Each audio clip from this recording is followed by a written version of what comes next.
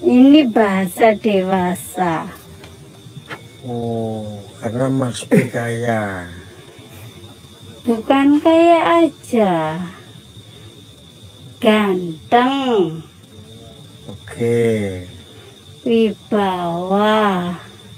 Oke. Siapa sih beliau? Gitu. Yang saya tahu adalah beliau juga seorang pengusaha. Yaitu, seumpamanya saya tidak dididik agama, mungkin sudah saya habiskan dia. Paham? Anak lelaki dan perempuan. Istilah seperti itu. Ulangin maksudnya? Seumpamanya saya tidak dididik basis agama, Baik. si B itu sudah saya makan. Ini bahasa dewasa. Oh, karena Mas B kaya. Bukan kaya aja, ganteng, Oke. wibawa. Oke. Siapa sih beliau? Gitu. Yang saya tahu adalah beliau juga seorang pengusaha. Yaitu.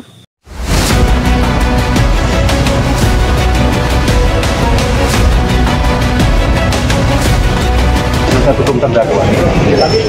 Surat dakwaan saja ini memenuhi syarat Ya, kalau kita sudah yakin dengan surat dakwaan yang kita buat. Ada beberapa poin ada beberapa poin keberatan yang diajukan oleh penasihat hukum, di antaranya kewenangan mengadili, karena ada fatwa dari Mahkamah Agung. Nanti akan kita tanggapi. periksa mengenai perkara ini. Kami menilai yang dikurang teman-teman adalah Pengadilan Negeri Jombang. Nah, cuma kami menghitung 37 hari sebelum tahap 2 di tanggal 7, 37 hari kalau kita hitung mundur, itu ada dakwaan itu disebut sebagai sebuah fatwa Mahkamah Agung nomor 170 garing KMA garing SK garing 2022 tanggal 31 Mei.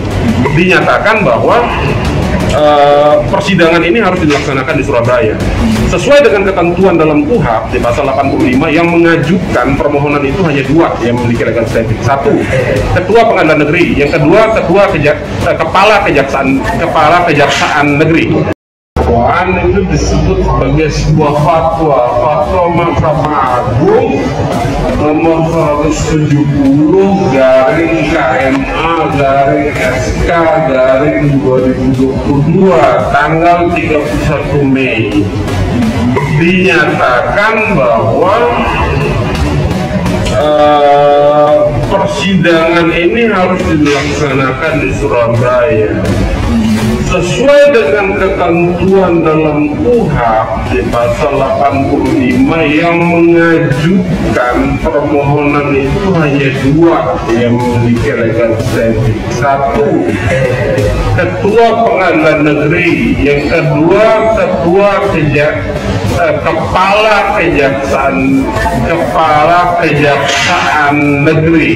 Nah, di luar itu tidak boleh itu. Nah, kami sampai menerima berkas perkara ini tidak melihat itu bentuk fatwa itu, sehingga kami menilai urgensi dipindah ke Surabaya ini belum ketemu. Nah, di luar itu tidak boleh itu. Nah, kami sampai menerima berkas perkara ini tidak melihat itu bentuk fatwa itu, sehingga kami menilai urgensi dipindah ke Surabaya ini belum ketemu. Nah, di luar itu tidak boleh itu. Nah, kami sampai menerima berkas perkara ini tidak melihat itu bentuk fatwa itu, sehingga kami menilai urgensi dipindah ke Surabaya ini belum ketemu. Tapi kalau dilihat dari perkembangan 2 kali sidang, terdakwa masih dihadirkan secara online, itu kan sama aja gitu loh, dipindahkan dari Jombang ke Surabaya online juga gitu. Jadi kami juga ingin menggali ini lebih dalam.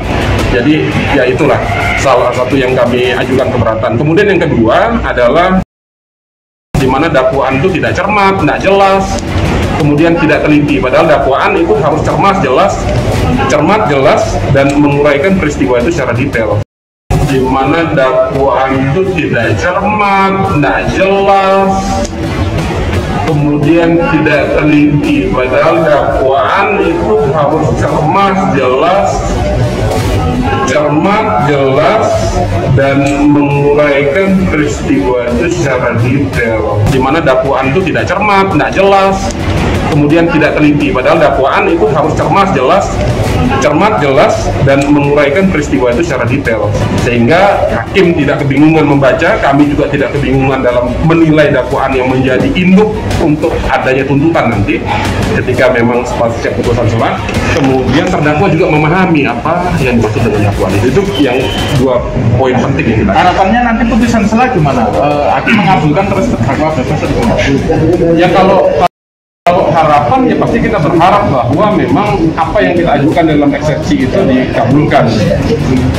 Tapi andai pun tidak dikabulkan, maka ada permohonan tertulis yang kita ajukan pada hari ini yang minggu lalu sudah kita ajukan secara lisan, yaitu persidangannya secara offline. Itu penting. Karena kalau sudah dipindah ke Surabaya ternyata masih online juga, ini kan bagaimana jadinya? Mending di Jombang aja gitu loh. Ya. Kalau misal nanti putusan selah dikabulkan gimana Pak? Terdakwa bebas hukum atau gimana Pak? Kita belum bisa jawab karena masih kita melihat. Kalau alasan kembali sejauh ini yang konfirmatif karena alasan apa? Kalau dari jaksa umum ngomongin minggu lalu alasannya satu, ada alasan COVID gitu. Karena kalau kita ngelihat dengan alasan karena COVID tadi, coba kita ngelihatnya jangan hanya di Jawa Timur, kita bandingkan dengan daerah lain. Apakah sidang perkara pidana maupun perkara pidana khusus terjadi secara offline? Untuk menggali nilai itu harus offline, apalagi sidangnya tertutup, jadi tidak perlu ada kekhawatiran kalau begini datang ke sini ada gonjangannya, tidak perlu. Kalau memang ada kekhawatiran kayak begitu, mending di Jombang dan online dari Jombang, nggak apa-apa. Ini udah sampai Surabaya masih online juga kan, jadi tanda tanya besar gitu. Kalau dakwaan yang kurang cermat misalnya beberapa poin mungkin bisa Ada uraian terkait masalah peristiwa, di mana peristiwanya itu loncat-loncat. Ada peristiwa di tanggal 7 dijelaskan dalam dakwaan itu jam 10, kemudian dia loncat ke jam 11. Dia cerita dari jam 11 tuh Gus Beki itu memberikan pengarahan selama 4 jam.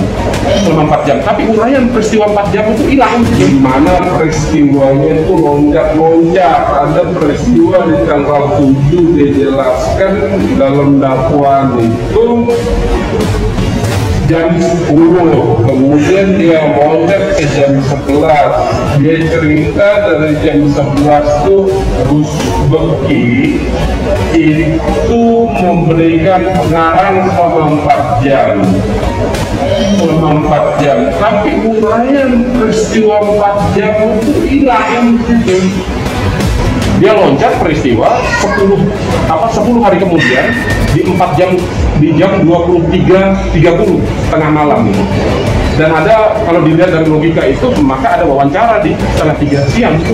Nah, jadi kayak kita dalam memahami dakwaan itu agak bingungan jadinya, karena tidak cermat, tidak jelas dan tidak detail dalam itu. Dia loncat peristiwa 10 hari kemudian di 4 jam, di jam 23.30 tengah malam. Dan ada, kalau dilihat dari logika itu, maka ada wawancara di setengah 3 siang. Nah, jadi kita dalam memahami dakwaan itu agak bingungan jadinya, karena tidak cermat, tidak jelas dan tidak detail. Di Surabaya, kami nilai bahwa tidak memiliki kewenangan untuk memeriksa dan mengadili perkara. Harusnya yang memeriksa mengadili perkara ini adalah Pengadilan Negeri Jombang. Itu yang bisa. Kalau sisanya adalah uraian di mana jaksa dalam merumuskan dakwaan itu tidak cermat, tidak jelas, jadi orang bingung. Kita bingung, terdakwa juga bingung gitu. Padahal standar membuat dakwaan itu harus cermat, jelas, uraian peristiwanya harus jelas. Nah, itu dua poin penting yang kita sampaikan hari ini. Jadi tanggapannya dari pihak agenda dilanjutkan besok di tanggal 1 untuk melihat respon dari penuntut umum terkait eksepsi kita. Kemudian setelah itu baru putusan selah yang berbarengan nanti juga dengan diputuskan berupa penetapan terkait permohonan kami pengajuan sidang secara offline. Nah, ini kan jadi lucu gitu loh. Kalau ternyata dari Jombang dipindah ke Surabaya dalam posisi yang konon katanya tidak stabil secara keamanan di Jombang, dipindah ke Surabaya, tapi di Surabaya ternyata masih dibuat juga secara online. Jadi agak aneh gitu loh. Dan mudah-mudahan lah hakim memiliki kejernihan berpikir untuk menilai bahwa perkara ini harus digali secara terang-benderang, harus digali secara lebih mendalam. Iya, benang khusus yang nggak ada yang murai. Sejak lama nggak ada yang murai. Apalagi kan Jintoma itu melas-melas ceritanya itu. Malah ceritanya seperti apa, tanya Bang? Tanya Pak, Iya. sandiwaranya sandiwara. Seperti apa? Seperti apa? Coba Iya. Ibu ceritakan sedikit. Semua aset-aset Sidikiyah itu semua itu diambil alih sama Buso. Semua aset-aset Sidikiyah diambil alih Iya. oleh Buso. Busof. Iya. Padahal faktanya tidak seperti tidak itu. seperti itu. 61 sertifikat sekarang sudah dikuasai oleh Jintoma. 61 sertifikat. Dengerin ya, dipertegas ini. 61 sertifikat Iya. itu dikuasai oleh Jintomang. Iya. Dan Oke. anak-anaknya. Dan anak-anaknya. Iya. Nah, kemudian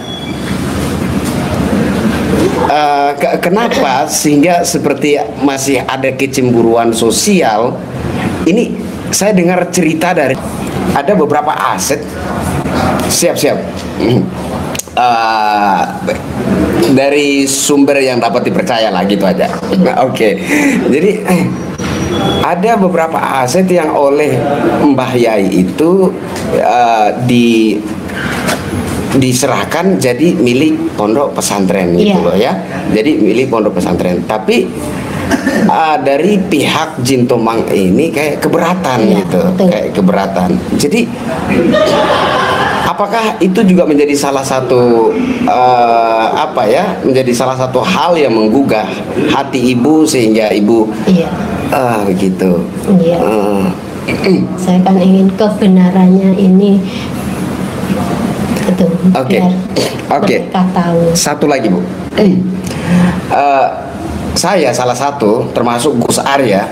Ini kalau kita bicara, kita mencoba untuk mengungkap fakta dan menggiring masyarakat ke cara berpikir yang positif dan sehat begitu. Biasanya dibilang kita dibayar, kita disogok oleh pihak tertentu. Nah, saya yakin di antara yang komen-komen ini pasti punya tanda tanya yang sama. Saya ingin tanyakan ke Ibu.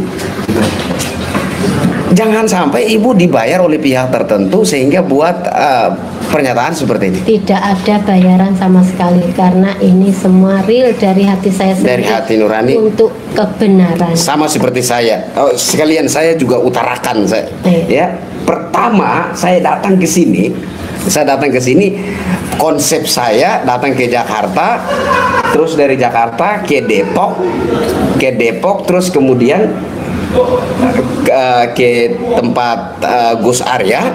Dari tempat Gus Arya baru saya akan minta Gus Arya untuk bawa saya datang ke Sidikiyah. Itu konsep saya loh. Itu konsep saya. Nah, saya nggak tahu datang sampai ke sini, datang di bandara apa ya? Iya. Saya turun dari pesawat itu kok saya itu terbawa sampai dekat-dekat Sidikiyah sini. Jadi saya rasa ini sepertinya ada satu hal yang nyambung ya, ada satu hal yang nyambung dengan niat saya. Yang tadinya konsep saya ke Jakarta, terus dari Jakarta Pekalongan, terus mau minta sama Gus Arya datang ke sini. Saya dari sana itu saya sudah punya satu dugaan, saya bisa meraba-raba bahwa kasus yang menyeret nama Mas bahas lagi. Oke, jangan dibahas itu. Jadi bahas tentang apa lagi dong? Ini lebih kepada isu yang lama yang belum ketemu titiknya. Yang belum ketemu. Selama ini kan begini, Bang. Terlepas dari kemarin yang viral, yang sudah proses hukum. Siap. Ini kan ada politik nih ceritanya nih. Dan politik ini sudah lama ya, Bu? Sudah. Betul ya? Puluhan tahun. Kita itu tahu baru kemarin, Bro. Viral. Kita nggak tahu setelah viral, kita baru tahu. Ternyata kita udari bahwa Bro dulu waktu itu pernah menyampaikan ini kasus nggak murni, kan? Iya. Dugaan. Iya. Betul nggak? Itu statement saya, benar. Proses hukumnya juga dugaan, betul Iya. nggak? Masih dugaan, artinya kan belum vonis. Artinya kita lebih masuk satu urusan hukum kita serahkan kepada pihak yang berwenang, ya, aja. Kalau kita urusannya masalah isu supaya ini nggak ada konflik gitu. Iya. Nah, isu ini udah nyampe dari kemarin, kita udah investigasi Bang, yang di channel-channel sebelumnya ini ya. Nah, ini ada ibu ini hadir, masalah ini loh, saya ini penasaran. Jujur saya sampai sekarang masih ganjel nih Bu. Ibu ini sakit hati atau karena ibu ini dibayar orang untuk jelek-jelekin Jin Tomang atau bagaimana ini? Real dari hati saya yang paling dalam. Real. Jangan nangis Bu, biasa saja. Jangan sedih, jangan grogi. Iya. Memang kita orang seperti ini Bu, karena kita memang tentara-tentara langit kayak begini, kayak begini. Dibuat kayak begitu gitu. Oh, karena motivasi Ibu karena ndak rela Sidikiyah betul, diacak-acak oleh oknum-oknum yang tidak bertanggung jawab. Iya, itu. Karena Sidikiyah ini umat, bukan pribadi. Bukan, betul. Dari situ saya tergerak hati saya tidak pengen diam. Kepada yang terhormat Pak Rudi Kamri, yang terhormat Denny Siregar, yang terhormat Alifur Rahman, Eko Kuntadi dan lain-lain yang selama ini nampak paling NKRI, kalian kemana? Saya dari kampung, dari pelosoknya NTT, datang ke sini dengan modal 2 juta untuk perjalanan. Kalian orang-orang yang sudah mapan, kenapa nggak satupun muncul di sini untuk melakukan sidak lapangan? Itu yang membuat saya sangat sedih. Kalian menyerap informasi dari opini-opini yang beredar di sosial media, dan kemudian kalian membangun opini. Tujuannya apa? Tujuannya apa? Profit, duit, rendah sekali, terlalu rendah. Dan yang paling saya sesali adalah Pak Rudi Kamri. Pak Rudi Kamri, saya mohon klarifikasinya. Apa benar Pak Rudi Kamri terafiliasi dengan WC? Apa benar seperti itu? Yang mana itu WC itu ada terafiliasi dengan Jin Tomang. Nah, kalau sudah begini, ini masalah subjektif, masalah internal keluarga. Kalian hanya bisa bersuara di sana. Kalian hanya bisa tampil di media, kalian hanya bisa tampil di channel YouTube kalian untuk beropini. Dan opini-opini kalian itu sehari atas opini-opini lain yang diserap dari sosial media. Saya datang ke TKP langsung. Disitulah menurut saya poin yang lebih unggul dari kalian semua. Di mana NKRI kalian? Di mana jiwa NKRI kalian? Sudah buat apa untuk Republik ini selain keluar-keluar di sosial media? Kalau hanya keluar-keluar di sosial media, Anda dan saya gak ada lebihnya Anda. Dan kali ini saya bisa datang ke sini, sidak lapangan, investigasi langsung. Disitulah menurut saya punya satu poin yang lebih unggul dari kalian semua. Ini curhatan saya, curhatan anak bangsa dari pelosok Nusantara. Curhatan anak bangsa dari pelosok. Saya sedih sekali melihat kalian semua. Jiwa NKRI kalian gak ada apa-apanya menurut saya. Saya kira sekian dulu karena hati saya terlalu hancur. Kalian berada di daratan Pulau Jawa tapi tidak bisa datang ke lapangan, tidak bisa datang sidak lapangan, tidak bisa datang melakukan investigasi langsung, melihat dan menyerap informasi yang faktual di sini. Itu kesedihan saya buat kalian semua. Jadi, dulu saat jenengan sama mantan sama Mas B ini waktu berhubungan itu masih di usia berapa? Usia 17 sampai hampir 25 ke atas. 25 ke atas ya, hampir 30 ya. Iya. Saya di sini kan lama. Dari umur 12 sampai 29 tahun. Yang jadi masalah kan ini loh, Mas B itu kan proses hukum nih saat ini. Dan konon tuh ceritanya kan sangat negatif sekali. Jadi terkesan nih Mas Bini orangnya jahat sekali misalnya. Itu Saya ingin tanya jenengan ini juga mungkin salah satu, berarti jenengan juga salah satu korban Mas B dong? Saya enggak korban, kita saling mencintai. Masa itu korban? Saya ingin tanya jenengan ini juga mungkin salah satu, berarti jenengan juga salah satu korban Mas B dong? Saya enggak korban, kita saling mencintai. Masa itu korban? Selama saya berhubungan, beliaunya tidak pernah, Mas B itu tidak pernah menyuguhkan sesuatu yang tidak baik. Gitu. Sangat santun, sangat menghormati wanita.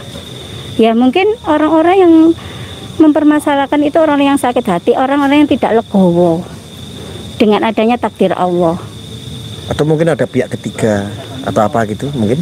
Bisa juga. Kalau untuk saya pribadi, Mas B itu nyun sewu ini agak. Iya, nggak apa-apa. Oke. Agak ini ya. Seumpamanya saya tidak dididik agama, mungkin sudah saya habiskan dia. Paham? Anak lelaki dan perempuan. Isinya seperti itu. Ulangin maksudnya? Seumpamanya saya tidak dididik basis agama. Baik. Si B itu sudah saya makan. Ini bahasa dewasa. Oh, karena Mas B kaya. Bukan kaya aja. Ganteng. Oke. Wibawa. Oke. Siapa sih beliau? Gitu. Yang saya tahu adalah beliau juga seorang pengusaha. Ya itu. Seumpamanya saya tidak dididik agama, mungkin sudah saya habiskan dia. Paham? Anak lelaki dan perempuan. Isinya seperti itu. Ulangin maksudnya? Seumpamanya saya tidak dididik basis agama. Baik. Si B itu sudah saya makan. Ini bahasa dewasa. Oh, karena Mas B kaya. Bukan kaya aja, ganteng. Oke. Wibawa. Oke. Siapa sih beliau? Gitu. Yang saya tahu adalah beliau juga seorang pengusaha. Ya itu.